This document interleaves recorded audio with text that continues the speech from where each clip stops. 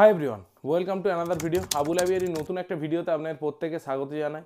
আপনাদের প্রত্যেকেরই বলা হয় যে ভিডিওগুলোকে সম্পূর্ণ দেখবেন, তা না করে আপনারা কিন্তু কেটে কেটে দেখেন।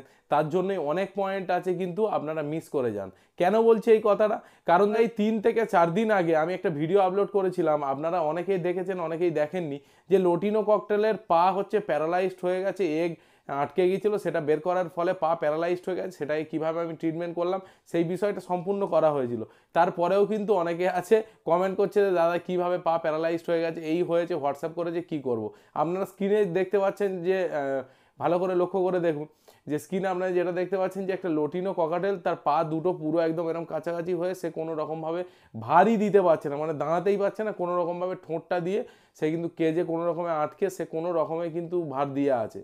তো এটার আলটিমেট কারণ কি, সেই ভাই অর্জুন নস্কর কোয়েশ্চেনটা করেছে হাওড়া থেকে বেহালা। তো তার উদ্দেশ্যে আজকের এই ভিডিওটা বানানো হচ্ছে। তাই আজকের এই সম্পূর্ণ বিষয়টাকে খুব গুরুত্ব সহকারে দেখবেন, কারণ আপনারও ঘরে যদি কোনো পাখির পা প্যারালাইজড হয়ে যায় কোনো কারণে, তখন কিন্তু আপনি ট্রিটমেন্টের জন্য ফের তখন আপনাকে কিন্তু খুঁজতে হবে। তার জন্যই প্রথমেই বলো ভিডিওটিকে সম্পূর্ণ দেখুন, তাহলে কিন্তু এরকম যদি প্রবলেম পড়লেন আপনি এক চুটকিতে কিন্তু আপনি সলিউশন করতে পারবেন। তো চলুন ভিডিওটিকে শুরু করব। তার আগে আপনার কাছে ছোট্ট রিকোয়েস্ট, যদি চ্যানেলে প্রথমবার হয়ে থাকেন তাহলে অবশ্যই চ্যানেলটিকে সাবস্ক্রাইব করে আমাদের পাশে থাকবেন এবং পাশে বেল আইকনটি দাবিয়ে দেবেন, যাতে পরবর্তী যে কোনো ভিডিও নোটিফিকেশন আপনার মোবাইল বা কম্পিউটার চট করে পৌঁছায়। এবং যারা ফেসবুক থেকে দেখছেন তারা অবশ্যই প্রোফাইলটাকে ফলো করতে ভুলবেন না। তো চলুন আজকের ভিডিওটি শুরু করা যাক।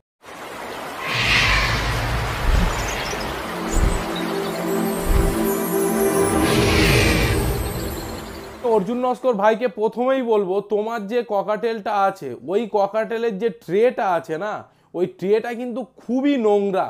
তার জন্য ফার্স্ট অফ অল তোমার ওই ট্রেটাকে ফার্স্ট অফ অল একদম ডিসইনফেক্টেড করতে হবে, মানে পুরো সার্ফ দিয়ে ভালো করে ঘষে পরিষ্কার করে, তারপরে ওর সঙ্গে ভিরকন এস দিয়ে স্প্রে করে তারপরে আপনি কিন্তু ওই খাঁচায় পাখিটাকে রাখুন। আর যদি তা না পসিবল হয় তাহলে আপনার ওই কেজের যে ট্রে আছে, ট্রের উপরে আপনি কোনো নিউজ পেপার আপনি ওর উপরে দিয়ে দেন, যাতে পুপসটা অটোমেটিক্যালি ড্রাই হয়ে যাবে। টিস্যু পেপার কিন্তু দিয়ে দেন। ফার্স্ট একটা কাজ আপনাকে করতে হবে। দ্বিতীয় নম্বর আপনাকে কাজ করতে হবে কি, আপনার যে ককাটেলটা আছে ওই ককাটেলটাকে আপনাকে কিন্তু হ্যান্ড ফিডিংয়ে তুলতে হবে। কারণ যদি না তুলতে পারেন তাহলে ওই পাখিটা কিন্তু 2-3 দিনের মধ্যে কিন্তু এক্সপায়ার করে যাবে, একদম গ্যারান্টি। কারণ দেখুন ও নিজে থেকে কোনোভাবে দাঁড়াতে পারছে না, ও খেতেও পারছে না, তার জন্যই এই সমস্যাটা আরও বেশি হয়ে যাচ্ছে। তোমাকে হ্যান্ড ফিডিং করতে হবে। তার জন্য কি মাথায় পাহাড় ঝরে পড়লো? না, আপনাকে হ্যান্ড ফিডিং করাতে গেলে যে জিনিসটা লাগবে সেটা হচ্ছে একটা 5 ml সিরিঞ্জ নিয়ে আসবে বা 2 ml সিরিঞ্জ নিয়ে আসবে, আর একটা সাইকেলের যে ভাল্ব হয় ওই ভাল্বটাকে মোটামুটি 1 আঙুলের মতো কিনে নিয়ে আসবে। এনে আর নিয়ে আসবে কি পেটস লাইফের যে কোনো হ্যান্ড ফিডিং ফর্মুলা নিয়ে চলে আসবে। ওটাকে পাতলা করে গুলবে, গুলে ওই হ্যান্ড ফিডিংয়ের সঙ্গে কি কি মেডিসিন তুমি ইউজ করলে 3 থেকে 5 দিনের মধ্যে তোমার এই পাখিটা ফের উঠে দাঁড়াবে, সেই বিষয়টা পরপর ভালোভাবে বলছি, জেনে নাও। প্রথমে দেখো, ওই পাখিটার মেন সমস্যা হয়েছে প্যারালাইজড হওয়ার মেন কারণ হচ্ছে ভিটামিন D3-র অভাব। আর তার মেন কারণ D3-র অভাবে তো হয়েইছে, আর দুর্বল থেকে মেন হয়েছে। আর দুর্বল হওয়ার কারণ হচ্ছে তোমার যে ট্রেটা নোংরা হয়ে আছে, কোনোভাবে ওর পেটে ব্যাকটেরিয়াল ইনফেকশন হয়ে গেছে, যার জন্যই লুজ পুরো পুপস করছে যেটা দেখা যাচ্ছে, তার জন্যই কিন্তু এই সমস্যাটা হয়েছে।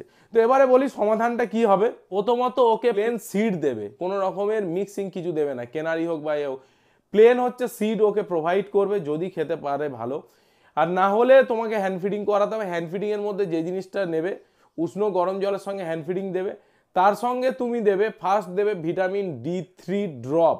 সেটা হচ্ছে ভিটানোভা D3 ড্রপ নিতে পারো বা ক্যালসিটাস D3 ড্রপ নিতে পারো।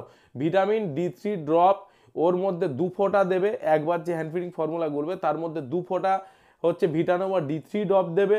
তার সঙ্গে দেবে অ্যাম্বিপ্লেক্স দেবে 2 ফোঁটা, তার সঙ্গে দেবে নিওপেপটিন দেবে 2 ফোঁটা, তার সঙ্গে অ্যান্টিবায়োটিক দেবে ট্যাক্সিম ও যে লিকুইড হয় তার সঙ্গে ওই অ্যান্টিবায়োটিক দেবে 2 ফোঁটা। আর যদি ট্যাক্সিমো না পাও তাহলে তুমি দেবে O2 সিরাপ দিতে পারো বা ডাইঅপ ডিএস সিরাপ দিতে পারো, ঠিক আছে, অফ্লোভক্সিন, অর্নিডাজল বা অফহেম সিরাপ দিতে পারো।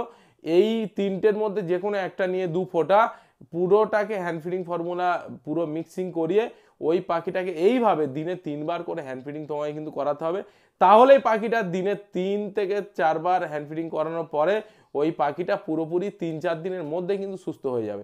আর যদি তুমি এই ভিডিও দেখে না করতে পারো তাহলে আমি বলবো তাহলে ওই পাখিটা কিন্তু এক্সপায়ার করার জন্য দায়ী তুমি। কারণ ট্রেটা যেভাবে নোংরা হয়ে আছে, আর ওর যে ভিটামিন D3 তুমি কবে ইউজ করেছিলে আমার তো মনে হয় না, ওর ক্যালসিয়ামের ডেফিসিয়েন্সি, D3 ডেফিসিয়েন্সি আর ব্যাকটেরিয়াল ইনফেকশনের জন্যই কিন্তু এই সমস্যাটা হয়েছে। তো বন্ধুরা আজকের তোমরাও জানতে পারলে যে যদি প্যারালাইজড হয় ওই পাখিটাকে 3-4 দিনের মধ্যে সুস্থ করাটা কোনো ব্যাপারই না, বাট দায়িত্ব সহকারে ওই পাখিটাকে কিন্তু হ্যান্ড ফিডিংটাকে চালিয়ে যেতে হবে, তাহলে ওই পাখিটা 3 থেকে 4 দিনের মধ্যে কিন্তু পুরোপুরি সুস্থ হয়ে যাবে। তো চলুন আজকের ভিডিওটাকে এখানেই শেষ করছিলাম। আশা করছি বন্ধুরা তোমরা এবং এই যে প্যারালাইসের ট্রিটমেন্ট তোমরা এই ভিডিও থেকে জানতে পারলে। তো আগামী ভিডিওতে আবার আপনার সঙ্গে দেখা হবে, এবং যদি এই বিষয়ে আরও কোনো কোয়ারিজ থাকে তাহলে ডেফিনেটলি কমেন্ট সেকশন খোলা আছে। কোনো কোয়েশ্চেন থাকলে কোনো পয়েন্টের ব্যাপারে তাহলে তুমি কমেন্ট করে দেবে, সেই বিষয়েও কিন্তু ভিডিও বানানো হবে। তো চলুন আজকের ভিডিওটাকে এখানে শেষ করছি। আশা করছি আপনারা ভালো থাকবেন, সুস্থ থাকবেন। ধন্যবাদ।